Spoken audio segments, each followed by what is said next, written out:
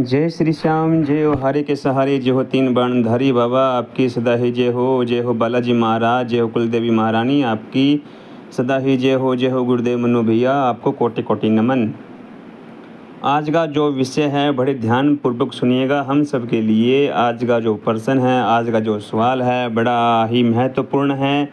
ध्यान से सुनिएगा, दोबारा बोल रहा हूँ क्योंकि कुलदेवी, कुलदेवता, इष्ट देवता और पितर देवता, जो देव पितर के श्रेणी होते हैं, जो देव तुल्य पितर होते हैं, आपको सभी प्रकार के जीवन में सुख देते हैं, अखंड लक्ष्मी प्रदान करते हैं।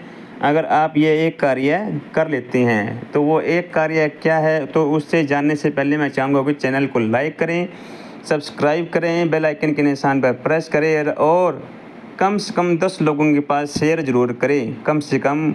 और वीडियो को पूरा देखें, आधी अधूरी वीडियो मत देखें, वीडियो को पूरा देखें। और जो सबसे पहले मैं उनको कोटि कोटि नमन करना चाहता हूँ, मेरे भाई बहन और जो मेरे बुजुर्ग माता पिता के समान हैं, जो मेरी वीडियो को देख रहे हैं, मेरे चैनल को देख रहे हैं। ये आपका ही चैनल है, ये आपका ही चैनल है। आपका आशीर्वाद से ही मैं वीडियो बना पाता हूँ, आगे शेयर कर पाता हूँ। और कम से कम 10 लोगों के पास ये वीडियो ज़रूर भेजें। माँ भवानी, अम्बे, श्याम बाबा, बालाजी महाराज आपके भंडार भरे रखे, आप दिन दुगनी रात चौगनी तरक्की करें। तो आइए शुरू करते हैं कि बहुत से लोगों को मैं देखता हूँ, हमारे समाज में बहुत से लोगों को देखता हूँ कि वो क्या होता है कि बहुत से लोग तांत्रिक, ओझा, मौलवी, पंडित के चक्कर में फिरते रहते हैं और एक दर से दूसरे दर, दूसरे दरबार से तीसरे दरबार, कभी वो बालाजी के दरबार में जाते हैं, कभी श्याम बाबा के दरबार में जाते हैं, कभी काली मैया के दरबार में जाते हैं, कभी बालाजी के दरबार में जाते हैं। तो वो लगभग जाते रहते हैं। जो तांत्रिक, ओझा, मौलवी, पंडित होते हैं उनके दरबार में वो लगातार जाते रहते हैं। उनका जो वहम है वो वहम ही ख़त्म नहीं होता। उनकी पूरी ज़िंदगी इसी चक्कर में ही लग जाती है, बर्बाद हो जाती है। इसी चक्कर में ही वो लगे रहते हैं सारी ज़िंदगी की हमारे घर में कितने पितर हैं, हमारे घर में बड़ा पितर कौन है, छोटा पितर कौन है, पितरों के नाम क्या है, और हमारे घर के अंदर कितने प्रेत है, हमारा काम क्यों नहीं चल रहा, और हमारे घर में लड़ाई झगड़ा क्यों होता है, क्यों आपस में नहीं बनती। बहुत से कम से कम 80% लोगों का जीवन तो ऐसे ही बीत जाता है। वो 50, 60, 70, 80 के हो जाते हैं, फिर भी उनको इस समस्या का सलूशन उनको नहीं मिलता और वो पूरी ज़िंदगी तांत्रिकों के चक्कर में गुजार देते हैं, बिता देते हैं, सारा पैसा बर्बाद कर लेते हैं। और फिर भी उनको संतुष्टि नहीं हो पाती कि हमारे साथ ये हुआ तो हुआ क्या है। क्योंकि बहुत से लोग अपने जीवन में चाहे वो कितनी ही मेहनत कर ले, चाहे कितनी ईमानदारी दिखा ले, कितनी ही मेहनत कर ले, जी तोड़ के मेहनत भी करते हैं, फिर भी वो व्यक्ति, वो इंसान अपने जीवन में तरक्की नहीं कर पाते और वो मेहनत करते करते ही इस दुनिया से निकल लेते हैं, चले जाते हैं। फिर भी वो ज्यों के त्यों ही रहते हैं। वो जीवन में किसी प्रकार का कोई सुख प्राप्त नहीं कर पाते, किसी प्रकार का कोई धन प्राप्त नहीं कर पाते, किसी प्रकार का वैभव, लक्ष्मी, मान सम्मान से वो वंचित ही रह जाते हैं और मेहनत करते करते वो चले जाते हैं। इसके पीछे क्या कारण है? इसके पीछे सबसे बड़ा कारण है कि हम अपने ही देवी देवताओं को ना मानकर हम जब और देवी देवताओं को मानने लग जाते हैं। जैसे कि बोला जाता है कि सबसे पहले कि बहुत से लोग ऐसे होते हैं क्योंकि आजकल जो पीर बाबा होते हैं उनकी लोग बड़ी मानता करने लगे हैं। जो पीर बाबा है जो उनकी मानता करने लगे, मैं ये नहीं कहता कि पीर हिंदू पीर भी बहुत हुए हैं भाई, मुस्लिम पीर तो है ही, हिंदू पीर भी बहुत हुए हैं। उनको पता नहीं होता, जैसे उनके दोस्त, उनके भाईचारे में, उनके रिश्तेदारी में अगर कोई व्यक्ति, कोई लेडीज़ उनको बोल देती है कि वो पीर है, उस पीर पे जाने से आपके सभी कार्य बनेंगे। क्योंकि जब व्यक्ति अपने कुल देवता, कुल देवी, पितर देवता, इष्ट देवता को छोड़ देता है और उनको छोड़ने के बाद जब वो पीरों की मानता करता है तो उनके साथ अजीबो गरीब चीज़ें होनी शुरू हो जाती है। अजीबोगरीब चीज़ें होनी शुरू हो जाती है और जैसे जैसे वो लोग कहते हैं वैसे वैसे ही वो कार्य करने लग जाते हैं। और वो उनको ये नहीं पता कि जब आप ये कार्य करते हैं तो आप जहाँ पर होते हैं आप वहाँ से भी डाउन हो जाते हैं, वहीं से भी बिल्कुल ही डाउन हो जाते हैं। और जब मैं ये नहीं कहता कि सभी ही पीर अच्छे नहीं होते, या क्योंकि हमारे हिंदू धर्म में भी बहुत से पीर हुए हैं, रामसा पीर हुए हैं जो पीरों के पीर कुआए हैं, गुरु नानक देव जी महाराज या जो पीरों के पीर कुआए हैं, गोगा पीर जी महाराज जो पीर कुआए हैं, जिन्होंने कलमा पढ़ा है और वो पीर कुआए हैं। अगर मैं आपको कहीं गलत लग रहा हूँ तो मुझे कमेंट बॉक्स में ज़रूर बताइएगा कि भाई तू यहाँ पर गलत है, तू जो ये जानकारी दे रहा है तेरी जानकारी में तू यहाँ पर गलत है। क्योंकि गोगा जहार पीर है वो भी पीरों के पीर कुआए हैं और रामसा पीर है वो पीरों के पीर कुआए हैं और गुरु नानक देव जी महाराज है जो वो भी पीरों के पीर कुआए हैं। और हमारे समाज में और ऐसी बहुत सी दरगाहें हैं, बहुत से और स्थान हैं जहाँ पर पीरों की मज़ार बनी हुई है, नोकजा पीर की मज़ार बनी हुई है, लखदाता पीर की मज़ार बनी हुई है और अन्य अन्य प्रकार के बहुत सी मज़ार बनी हुई है। जब हमारा हिंदू जब भटक जाता है तब वो जब लोगों की बातों में आकर घर के व्यक्तियों को, जो हमारे घर का बुजुर्ग व्यक्ति होता है, जो घर का मुखिया होता है, हम उससे ना पूछकर जब हम ये गलती कर बैठते हैं और पीरों पर जा बैठते हैं और पीरों को पूज लेते हैं। हिंदू धर्म में भी बहुत पीर है और मुस्लिम धर्म में तो सभी पीर ही पीर है। तो आप हिंदू धर्म में भी आप पूछ सकते हैं। तो सबसे मेरे कहने का तात्पर्य, मेरे कहने का भाव ये है कि जो व्यक्ति जब भटक जाता है, तांत्रिकों के चक्कर में आ जाता है, मौलवियों के चक्कर में आ जाता है, पंडितों के चक्कर में आ जाता है, तब ये होता है कि वो अपने घर के देवी देवताओं को भूल जाता है। और जब वो अपने देवी देवताओं को भूलता है तो वो दिन प्रतिदिन वो डाउन होता चला जाता है। क्योंकि सबसे पहले हमारे घर का जो मुखिया होता है वो होता है हमारा पितृदेव। हमारे घर का जो मुखिया होता है वो हमारा पितृदेव होता है। वो जो पितृदेव होता है वो कोई भी पीढ़ी में आ सकता है। जैसे कि 5वीं पीढ़ी का पितृदेव हो सकते हैं। 15 पीढ़ी का जो पितृदेव है वो हम हमारे घर में आ सकते हैं। हम उनकी मान्यता करते हैं, तो है तो वो घर का ही अंश, हम उनके ही तो अंश हैं। और जब हम उनको मान्यता कम कर देते हैं, उनको मानना बंद कर देते हैं, तब हमारे साथ ये सब चीज़ें होने लगती है। हम कितनी ही मेहनत करते हैं, कितना कुछ करते हैं अपने जीवन में, हम कोई कमी नहीं छोड़ते मेहनत में, तब भी हम इतनी मेहनत करने के बाद हमको कुछ भी नहीं मिलता।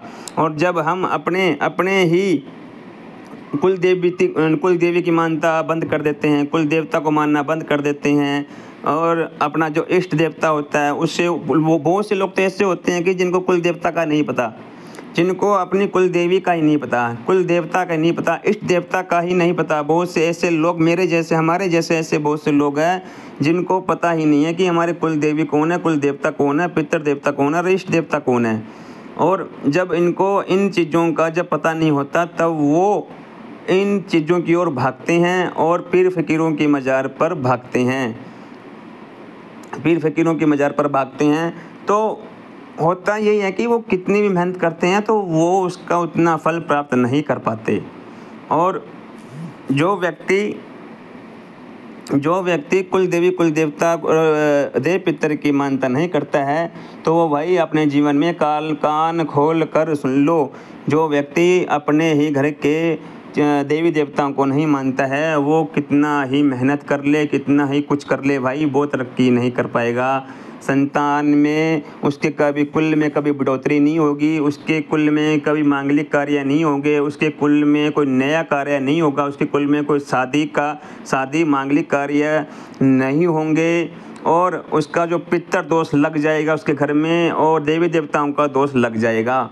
जो व्यक्ति अपने घर में ये चीज़ों को भूल जाता है, जब देवी देवताओं को भूल जाता है, कुल देवी कुल देवता पितर देवता इष्ट देवता को भूल जाता है, तब आपके घर में समस्या उत्पन्न हो जाती है। जैसे कि एक व्यक्ति ठीक होता है तो दूसरा व्यक्ति बीमार पड़ जाता है, दूसरा व्यक्ति ठीक होता है तो तीसरा व्यक्ति, चौथा व्यक्ति, पांचवा व्यक्ति, जैसे कि बच्चे हैं, बच्चे बीमार हो जाते हैं, बच्चे ठीक होते हैं तो घर की लेडीजें बीमार हो जाती है, घर की लेडीजें ठीक होती है, घर के आदमी बीमार हो जाते हैं, घर के आदमी ठीक होते हैं तो बुजुर्ग इंसान जो माता पिता है, दादा दादी है, वो बीमार हो जाते हैं और पैसा लगता ही रहता है। और हम कमाते हैं 1,000 है तो और 2,000 लगने की हमारी पूरी आशा हो जाती है, उम्मीद हो जाती है कि आज हमने कमाए तो 1,000 है और 2,000 लगने का पूरा हमारा सिस्टम हो जाता है कि आज 2,000 रुपये लग जाएंगे और वो कर्जा चढ़ता ही चला जाता है।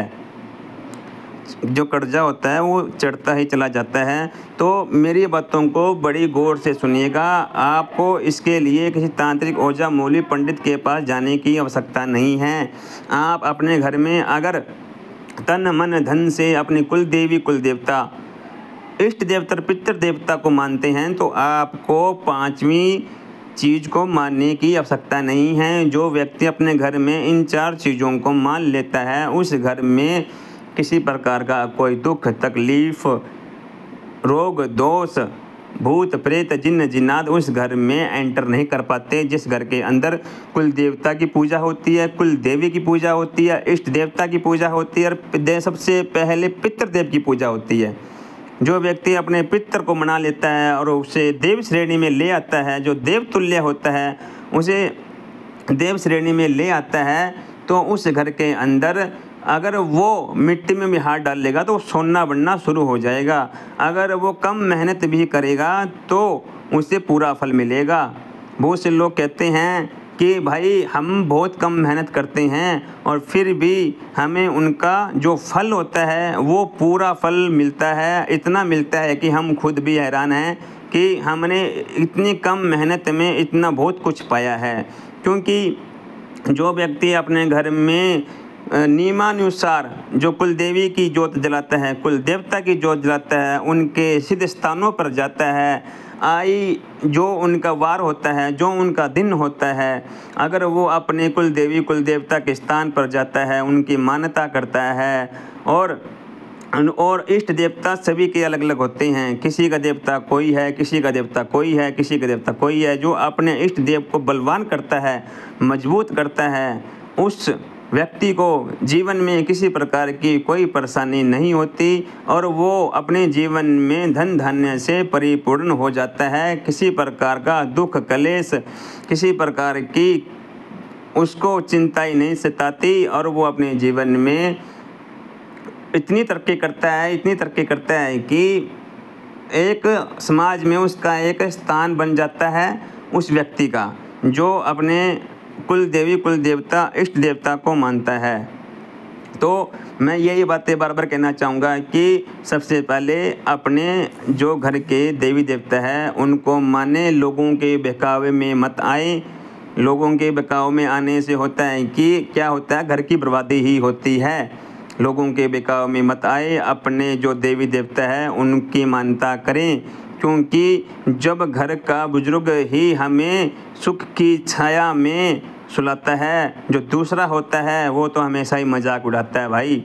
जो दूसरा होता है वो हमेशा ही मजाक उड़ाता है। हमारी बातों को जो थोड़ी बहुत भी बात होती है तो वो समाज में फैला देता है। जो घर का जो बुजुर्ग होता है, कहने का भाव ये है कि उदाहरण के लिए बोल रहा हूँ कि अगर कोई घर का होगा, अगर कोई बात हो भी जाती है, किसी लड़ाई भी हो जाती है, कोई दंगा हो जाता है, तो घर का जो मुखिया होता है वो बात को हमेशा दबा देता है और जो बाहर का होगा वो हमेशा ही बात को उछालता है। ये बात आप कान खोल कर सुन लो। जितना आप अपने कुल देवी कुल देवता इष्ट देवता पितृ देवता, मैं बार बार बोल रहा हूँ, इसके लिए समझ चाहूँगा कि ये चीज़ें मैं बार बार बोल रहा हूँ क्योंकि ये सच्चाई है। ये 110% सच्चाई बोल रहा हूँ। इसमें किसी प्रकार का कोई झूठ नहीं है, किसी प्रकार का कोई छल नहीं है। अगर आप अपने घर में इनकी मान्यता करते हैं तो इसके लिए एक बात और कहना चाहूँगा कि आप अपने जीवन में एक ऐसा गुरु देखिए, एक ऐसा गुरु का चयन कीजिए जो मतलबी ना हो, जो लालची ना हो, जो आपके अंदर भेदभाव ना करे, किसी प्रकार का वो आपको अपने बच्चों के समान समझे। ऐसे गुरु का चयन करे जो आपको सही रास्ते पर लगा दे, ना कि उन तांत्रिकों का चयन करे जो बार बार में आपसे पैसे ले रहे हैं, आपको ठग रहे हैं, आपकी जीवन भर की पूंजी वो सारे ख़त्म कर दिए उन्होंने और आप हाथ पर हाथ रख कर बैठ गए हैं। अब ये वीडियो उन लोगों के लिए ही है जो बड़े बड़े धामों पर जा जाकर तांत्रिकों के चक्कर में, तांत्रिक पंडितों के चक्कर में आकर अपने घर बर्बाद कर लिया। अगर मेरी ये जानकारी अगर आपको पसंद आई हो, चैनल को लाइक करें, सब्सक्राइब करें, बेल आइकन के निशान पर प्रेस करें ताकि आने वाली हर छोटी छोटी वीडियो मैं आप तक पहुंचा पाऊं। जय श्री श्याम, जय हो हरे के सारे, जय हो बालाजी महाराज, आपकी सदा ही जय हो।